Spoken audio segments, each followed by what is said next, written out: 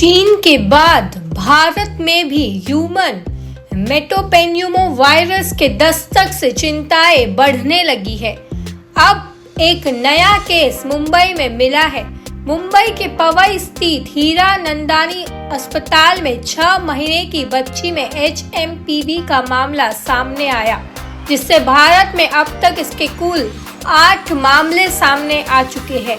बेंगलुरु, नागपुर और तमिलनाडु में 2-2 और अहमदाबाद और मुंबई में HMPV संक्रमण का एक मामला दर्ज किया गया है।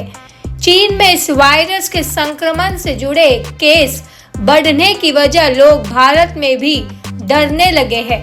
कुछ लोग इस बीमारी की तुलना कोविड-19 से करने लगे, जिसके बाद केंद्रीय स्वास्थ्य मंत्री JP नड्डा ने कहा कि HMPV कोई नया वायरस नहीं है। उन्होंने कहा कि पहली बार इसकी पहचान साल 2001 में हुई थी और यह सालों से दुनिया भर में फैल रहा है।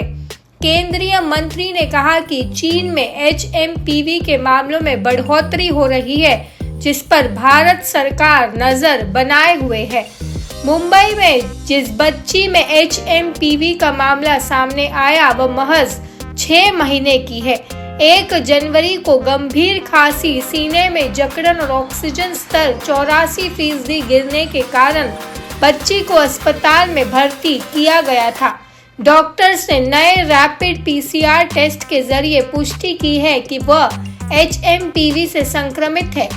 बच्ची को ICU में ब्रोंकोडायलेटर्स जैसी दवाओं से लक्षणों का उपचार दिया गया और फिर 5 दिनों बाद अस्पताल से छुट्टी दे दी गई।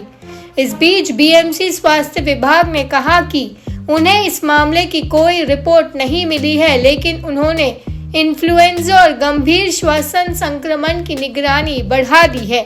डॉक्टर्स ये कह रहे हैं कि HMPV दशकों से मुख्य रूप से बच्चों और बुजुर्गों को प्रभावित करता है, लेकिन यह कोविड जैसी महामारी का कारण नहीं बन सकता। ह्यूमन मेटापेन्यूमो वायरस या HMPV एक ऐसा वायरस है जो मानव फेफड़ों और श्वसन नली में इंफेक्शन पैदा करता है।